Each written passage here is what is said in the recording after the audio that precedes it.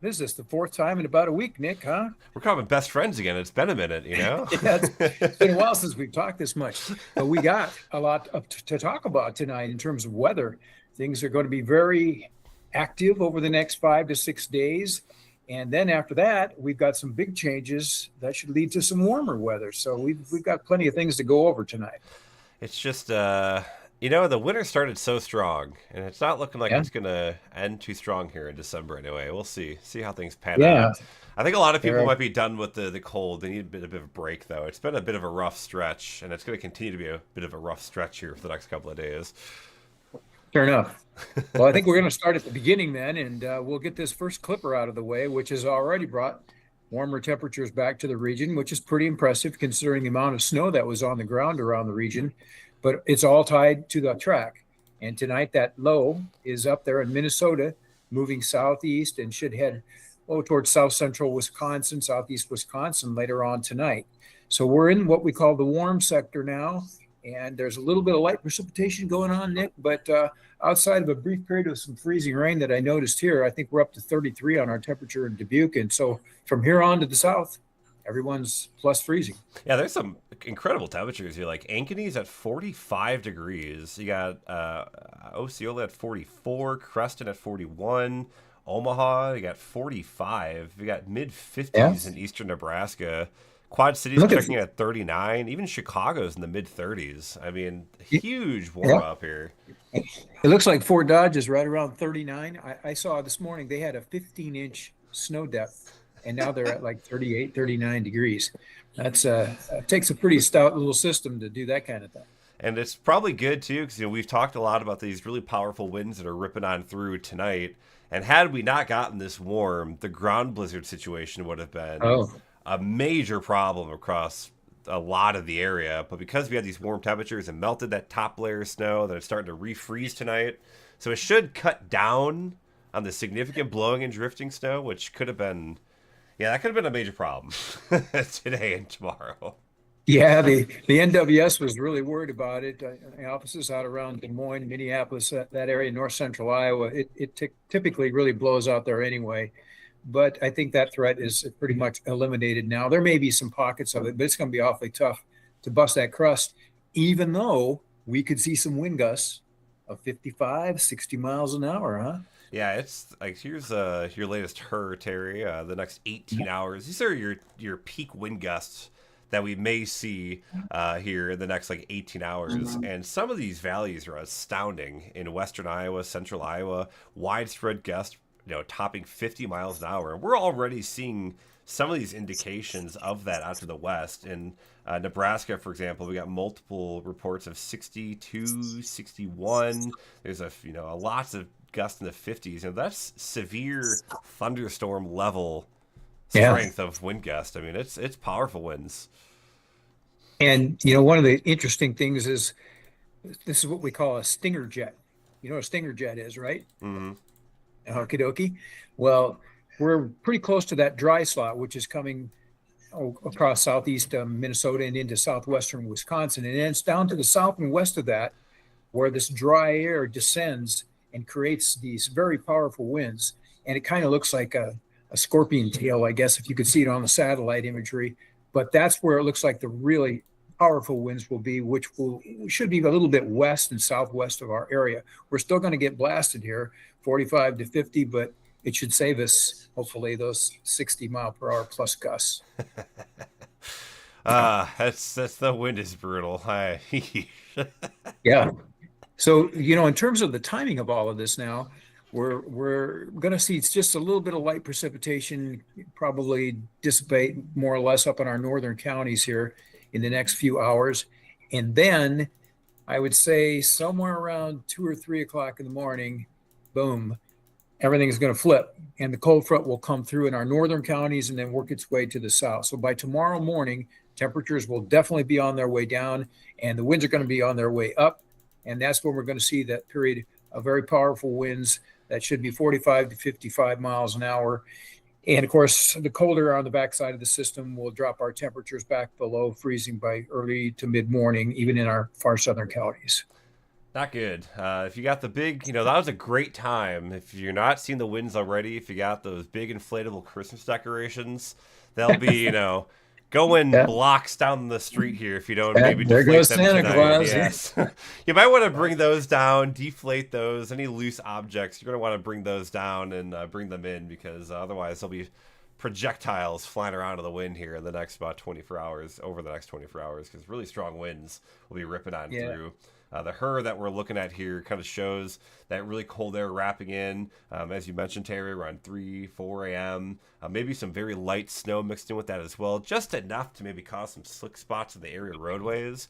The other issue, too, yeah, is because it's been, kind of a warmer day today, you had some snow melt.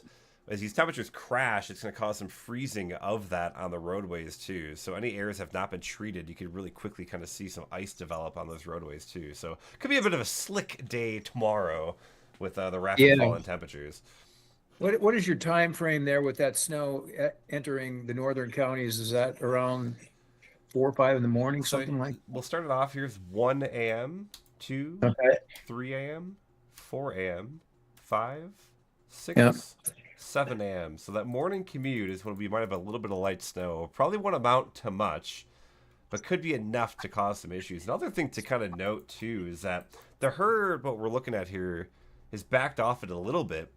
But I don't know if you've noticed, Terry, that there were some snow squalls trying to kind of get spit Yes. out here on the leading edge of that kind of secondary reinforcing Arctic frontier. I wouldn't Yeah. be shocked if we see some of those snow squalls kind of develop in the early morning commute tomorrow. Yep. There was a little bit of Cape, to be honest with you there, Hmm. which in a situation like this is pretty interesting. But yeah, the snow squalls can really crank it up. They won't last long, but sometimes you can get a half an inch to an inch in maybe 15 to 20 minutes, and then it's gone, and that's the end of it. And I'm not saying anybody's going to necessarily have that, but if anything like that develop, I would say it'd be the northern third of our area, which would have the best opportunity just based on where the track is and the dynamics in that whole situation. But that should be on out of here then tomorrow morning. And then things turn substantially colder, although not extreme, as we go on into Thursday and then Friday. And so we'll get rid of our wind then later tomorrow night, and things should be okay until later Thursday, when guess what? Another clipper comes rolling down the tracks. The Clipper parade continues. Yes. So there you're looking at Thursday, right? This is the Thursday system. So that's Okay. going to be kind of late Thursday afternoon through the evening. This track, you can see the air flow pressure centered over here in western Iowa, eastern Nebraska. That's going to keep us on the colder side, also keep us kind of more in that track. So for that potential snow. And then there's another potential clipper kind of right on its heels heading towards the weekend, possibly on Saturday and Sunday. So we're still in the midst of a very active weather pattern. That storm track kind of setting up right overhead. And we've really been talking a lot about that on tswails.com and all the blog posts. It's really been a pattern that had a lot of pattern recognition over the last about Yeah. week or so. Very persistent. And as we said, that is going to break down. But I wanted to see if you had any of the ensembles that we could show for potential snow here. Yeah, I can show just off the gate. Here's the just a raw deterministic Euro. This is the 12Z run. It's not the newest run. I can actually fetch the newest run. Let's take a look. Yeah, I think the snow actually came down a little bit from the morning runs, but It's a little it's still pretty early on that. We'll see if that trend continues. There was still enough to cause some issues, but it Clippers was are just notoriously pretty difficult. robust earlier on today. So here's your Thursday clipper. Okay. Kind of clipping essentially central eastern Iowa into northwest Illinois. You're on the Euro? Yep, 18Z here. And then we're all the way out to the end of that 18Z run. You can see there's a clipper on Saturday. And I'll pull up the snowfall here. So good little 3 to 4 inch kind of axis there. Let me see if I can make this a little bigger. Little 3 to 4 inch axis there across central and eastern Iowa. And you're going to get that secondary one coming in on Saturday. So another little push there of a few more inches of snow. So not a lot, but this is also probably a 10-to-1 ratio. Where Yeah. it will be higher than that. And so we That's could certainly see, the Saturday system, most definitely, Nick. That one will be in much colder air than the other one. But yeah, and so you're saying at 10 to 1, you could probably add 1 or 2 more inches, but that is the ensemble, and Mhm. that's comprised of at least 50 members. And so some of these are going to be much higher, some are going to be a lot lower, some north, south, all over the place. So what we're looking for is kind of a consistent base. It's just there to make a opinion of how much might fall between the two systems. And, I would say anywhere from 2 to 5 inches right now seems pretty solid. I would say so. Here's the 18Z ensemble. You can see, Okay. good. And again, this is 10 to 1. This is the 50th percentile, so kind of the median of all the different model runs. You've got a nice little swath there of 3 to 4 inches across central eastern Iowa. And then you can see that secondary system kind of get added right there. So you kind of almost double some of the snowfall amounts. So Uh-huh. again, this is all 10 to 1, that secondary system. When we talk about that again, lighter, fluffier snow, colder air, it'll accumulate faster and quicker. And that's going to what we're going to see here, that these snowfall amounts, if this verifies and this track is kind of where we expect it to be, these amounts could be considerably underdone, potentially almost double, half of what we could see if it is that true, maybe 20 to 1 ratio. Right. And that secondary one would probably the one that would do that. The other one seemed like the further south you went, the snow ratios were down, but they were still pretty good up in my northern counties there, up around Mm-hmm. Highway 20 and into northwest Illinois. So anyway, that should give you a rough approximation of each one of these probably has that 2 to 4 inch capability, maybe locally higher if you just get in the right band here. But there definitely going to be some snow to deal with once again. And that first one comes then Thursday, and the second one is on Saturday. And then we get into some Arctic air. Oh, yeah. And so that is the next issue. Real And yeah, go ahead. I'd say real quick, let's jump through some comments, questions kind of coming on in. We got a pretty Oh, good yeah, active sure. chat. Let me know where y'all are watching from, by the way. Let me know where you're watching us from. Yep. A lot of people I know kind of in our area, eastern Iowa, northern Illinois. Did have Joyce asking about Belle Plaine. Are they going to finally enjoy a near miss? Unfortunately, it's going to be a windy one tonight, and then you got 2 clippers this weekend. Well, later this week into the weekend that look like probably not going to be a near miss. Probably another hit, unfortunately, for you. We got Ray in Waterloo. Hope you're having a great evening. Marcy What up, was Ray? asking. Marcy was asking about what's it look like for Blackhawk and Tama counties for tomorrow, and we've kind of alluded to that a little bit, but mainly windy, some light snow early, and then plummeting temperatures. So it gets much colder. Windy, raw day, to say the least. And with those snow showers in the morning and those winds out there, if you're out traveling the roads, there could be some spots where, at least for a short period of time, there's some blowing and drifting snow, and visibility would be restricted. But Mm-hmm. not a wonderful day. Hold on to your hat for sure. Tad was saying, will the precip falling now help block the snow down? That's exactly what we're talking about. The combination of that light rain and freezing drizzle that are kind of falling in spots, in addition to the fact that many areas were above freezing today, that's going to melt that top layer of snow. And then when the temperatures fall, it's going to cause that to freeze. The combination is what's going to limit a lot of that blowing and drifting of that snow, especially in those rural areas. Yeah, that could have been a huge problem, seriously huge problem. But we're going to get out of that in just fine shape, thanks to the track up there in Wisconsin. But now you can start to see, once that clipper goes on by, that secondary one, then we're going to get into some strong winds and some sharply colder air. And by the time we get to Sunday morning, I would anticipate temperatures to be somewhere around 10 to 15 below zero. Let's take a little look here. I haven't actually looked at the recent data here. Let's see what we got cooking here. Let's go here. Let's go.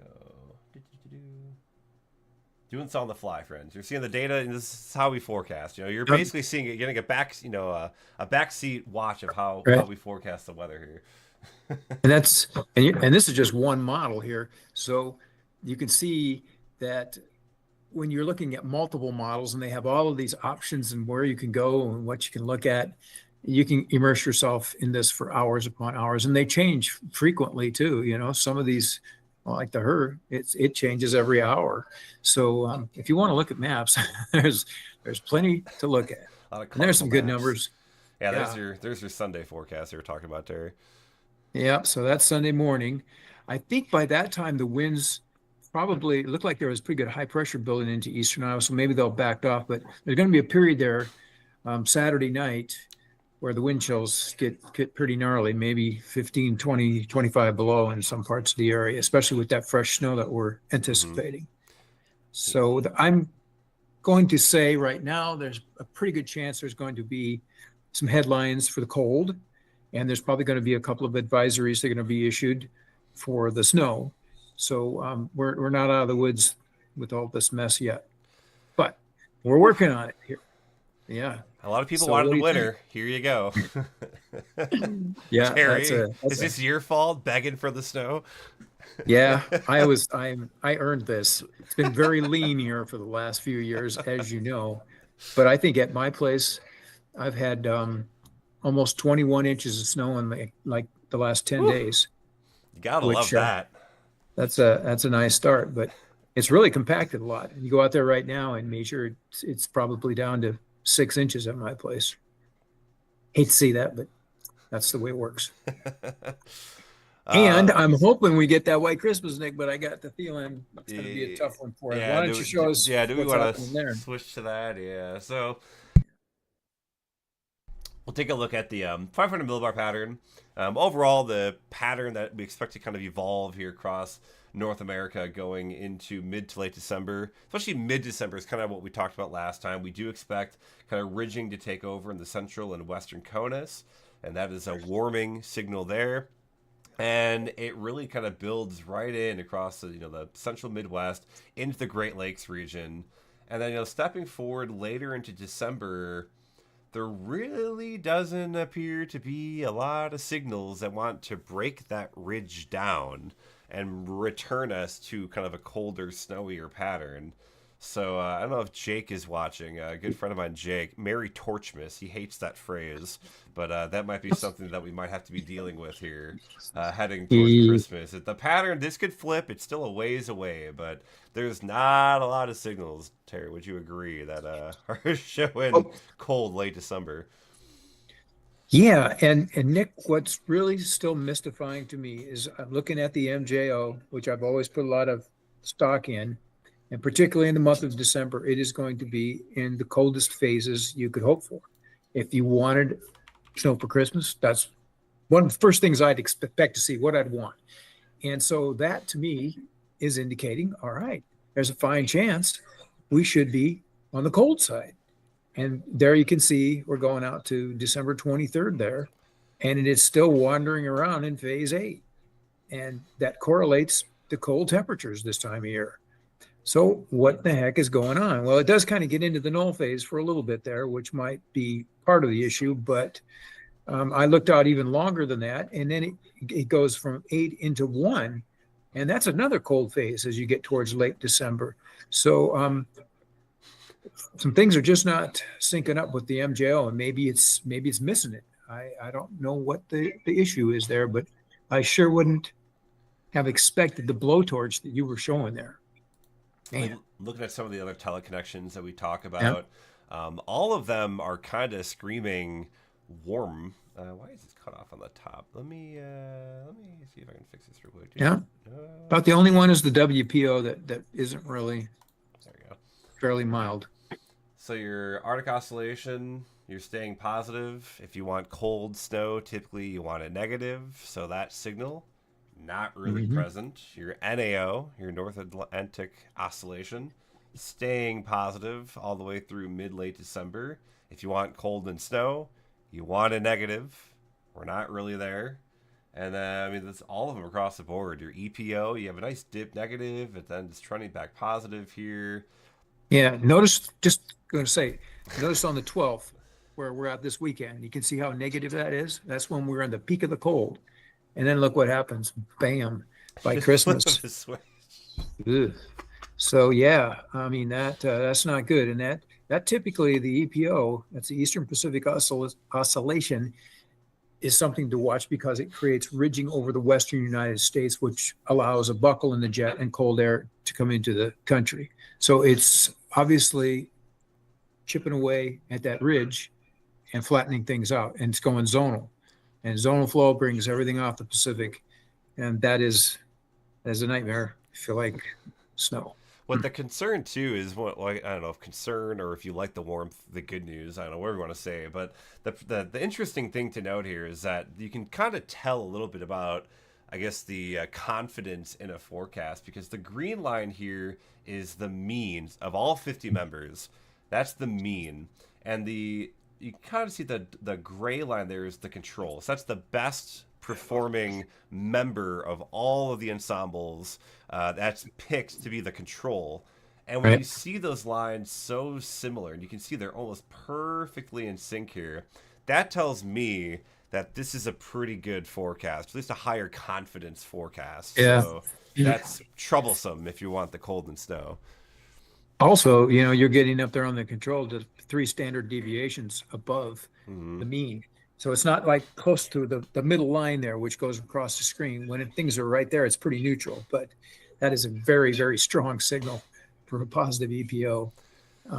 And the only good thing that I saw that potentially was strong was the WPO there was a lot of negative there, but I think it's too far west potentially to really help us out. Something's getting chopped off. So, man, that's kind of the scoop on what we're seeing in terms of long-term trends. And I don't, if you have temperatures, I'd be curious to see what it's Yeah, let's trying to spit go out two some weeks from now. charts. While I pull this up, Nola is asking about how often do you remember the MJO and teleconnections not matching up? And this is definitely more of an outlier solution, I would say. It definitely has happened, but this is a bit of an unusual one, I would say. Yeah, I I just really didn't anticipate it going this dramatically wrong.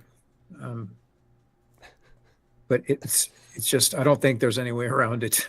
I'm afraid we're going to have some mild weather. Maybe it breaks maybe 4 or 5 days into it, but it's not looking good. And there you got some of your temperatures there. Yeah, so here's your ensemble mean again off the Euro. So all 50 members, you're looking at your average temperature. Two things I find very interesting. One, the ensemble mean on Sunday morning is 11 degrees below zero. That's a strong signal for some really Yeah, cold air this weekend. Early yeah, Saturday morning, 3 below. Early Sunday morning, 11 below. And then just flip. You go yeah. not only But above normal, but several degrees above normal here as you head towards, about December, starting around December 16th and onward all the way towards Christmas. and just look from Sunday morning till Monday afternoon. That's like a 42-degree pop there. Jeez, with snow on the ground. Geez, I tell you, I guess this is climate change, Nick. This is Yeah, what it all rolls down it to. goes back to that Pacific. We've shown it. I might as well show it again. We've looked at the Pacific Ocean so many times, and just we knew these anomalies were going to be a problem because it just makes trying to predict these patterns such a challenge. Let me pull up December 8th. Let's do anomaly 7 day, and you can just see this incredible warmth here across the off the western coast of the United States, and that is just some very warm water. And terrorists talk about zonal flow. When we talk about zonal flow, it's that air west to east across the United States. So it's just pulling that somewhat temperate air off the Pacific Ocean, and it's not great if you want snow and cold. And then when it comes over the Rockies, it descends and it compresses it and it heats up. It's a gas. And you can also see the La Nina that's down there near the equator, right on there. That's all colder water. And so that's what La Ninas are known for, is a fairly strong jet that rolls across the northern tier of the United States. And it produces tough winters up near the Canadian border, Minnesota, maybe Wisconsin, but not so much here in the central part of the country because of that zonal flow. So maybe we're lucky to have gotten what we did, to be quite honest with you here. But that is definitely playing into this, in my Hmm. opinion, for Matt's sure. asking if temperatures take into account the snowpack. Absolutely. Part of the reason it's going to be so cold Sunday morning is that fresh snow with the high pressure building in. You have calmer winds. Probably won't be dead calm, thankfully. We'll see where that high ends up building in. But yes, the snowpack has a very big impact on how cold things get. Right. And that brings up the concept of albedo and the Yes. reflective nature of snow. and how the sun just bounces off of it. If it's dirt on the ground and it's all black farm dirt, it's going to really absorb that sun's heat. But when there's snow on the ground, it goes right back into the atmosphere. And then at night, if it's calm winds and there's a nice little layer of snow across the ground there, especially fresh snow, temperatures can just drop like a rock. But it's got to be light winds in that situation. And I don't know if you have the capability to do it. I know it's available, but if you can go out to the final stages of this here and see what the snow depth is actually forecast to be. And I noticed on the GFS, I was looking at that earlier today, and it did not have any snow on the ground Christmas Day, or maybe the day before or something like that. I can't remember, but it does show snow depth, projected snow depth. That doesn't mean it's right, but it's a big change from where we are now. Let's see. I don't know. Snow depth. I think it's under the winter things where you can look at the snow projections and all the other freezing rain, things like that, those parameters. I'm talking about current or Yeah, like if you're looking to see what the GFS is showing for snow, and you go into all those various parameters there where you can pick the ratios and so forth. At the very last one on mine does. Let's see. While I try and figure this out, let's do oh no, that didn't work either. Here you go. Here's your pretty map to look at while I try to figure this out. Oh yeah. Let's do, there she goes. Now we're looking up there in Minneapolis. That's about where the center of the storm is now, and it's digging southeast. So it's driving that front and it's cold air southward, and that'll be arriving in here late tonight. And while it's crazy winter up there in northern Minnesota and much of Wisconsin, south of it, it's been a balmy day. So here is snow depth. GFS snow depth. So you can see we get a nice little addition here as we head towards the two clippers again, Thursday and Saturday, roughly. Rough timeline there. And then just all goes away. Whoa. Oh. That's... What is How far are you? All right, so... This is not a forecast, to be clear. I have not seen the 18C GFS go out all the way yet. It brings a lot of snow to the region on Christmas Day, so that's interesting. That's in the nick of time, but you notice 2 days before, there's no snow anywhere.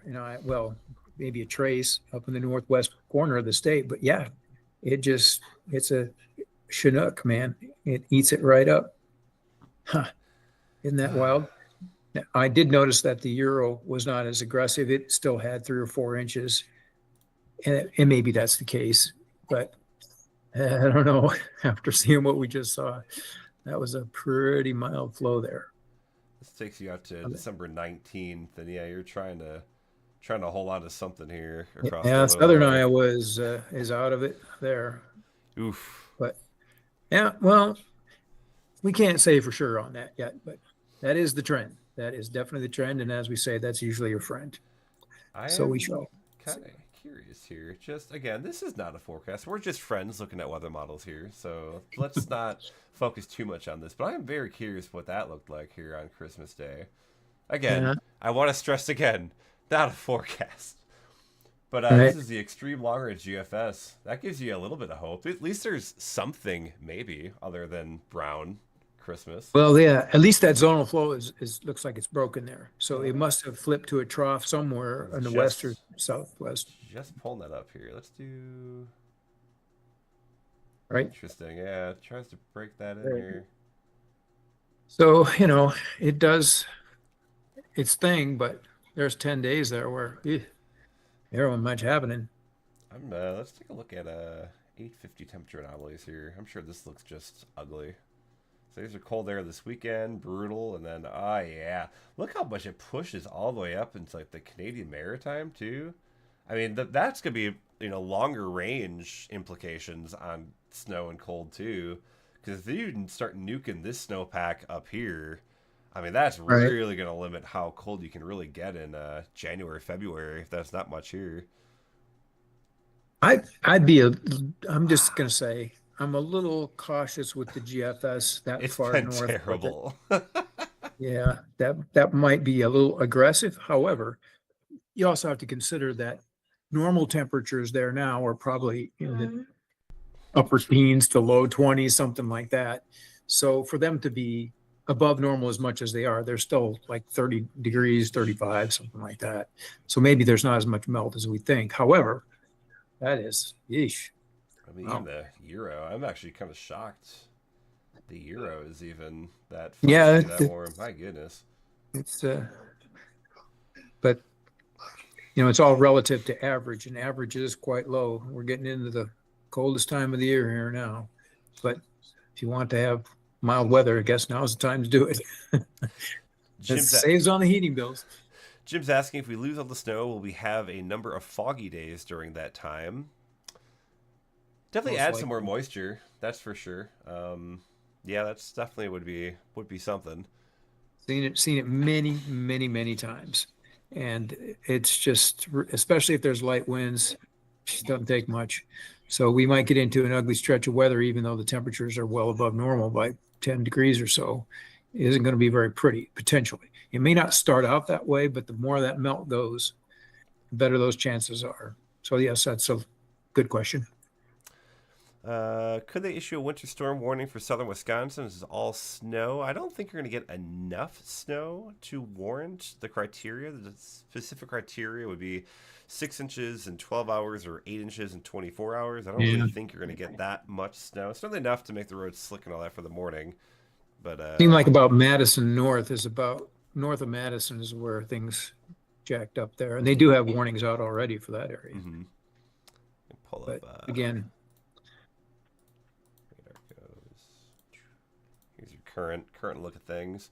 Trying to see if we got any snowfall report. I don't really know. There not a lot of snowfall reports popping in. I'm kind of shocked.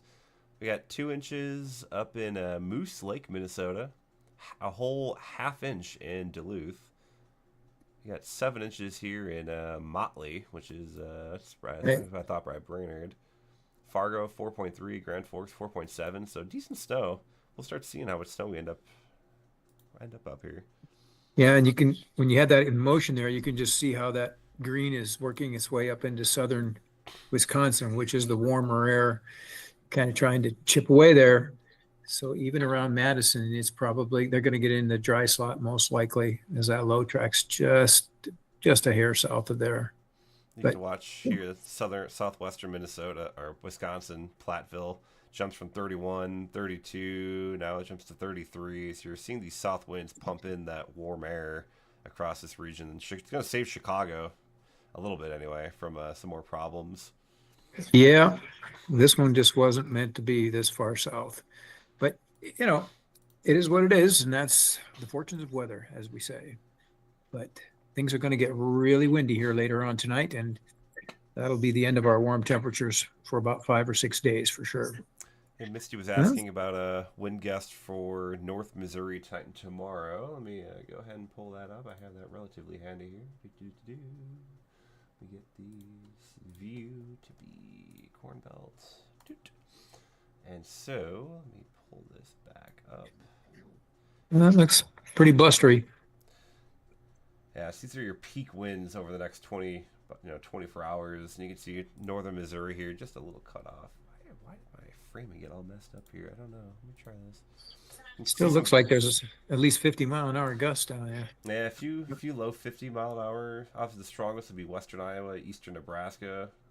There's much powerful gust ongoing already way out to the west here, Dakotas and central Nebraska. So pretty good gust here. Probably. Brent is asking about a snowfall forecast for the Clippers Thursday and Saturday. I did actually have this queued up for you, Terry. Where did I? Here it is.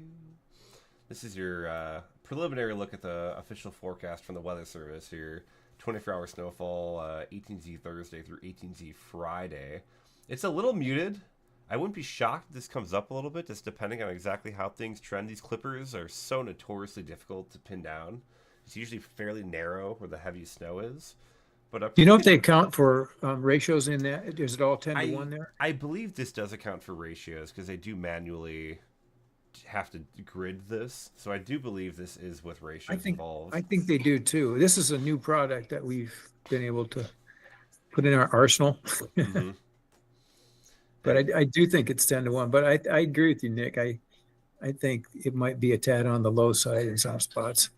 they got 2 to 3 across northeastern Iowa into eastern Iowa. A little bit heavier in northern Illinois, 3 to 4 inches, with a few spots approaching maybe closer to 4 to 5, kind of Yep. right in this area. So it'll be a lighter, fluffier snow. The second one even more so than this one. Hmm. Yeah, I'd say in general, you were kind of, I think you even said earlier, 2 to 4, 2 to 5 inches, depending on where you kind of end up with this track. Doesn't seem too far off, especially kind of Yeah. along the center line of that axis of heavier snow. So It did Dubuque, seem to me Brady, like the Waterloo. secondary one was a little further south. Like Mm-hmm. my northern counties were just very fringy on that particular one, but we will have to wait with that. Let's refresh this. Probably. Let's go at least 2 inches. Let's send this all the way out here. So these are probably of at least 2 inches of snow. And I'm trying to see 2 inches. I love this range. Low end 0 inch, expected to high end 6 inches. Probably of at least 2 inches, about 53%. So that's kind of what we're looking at for that first clipper.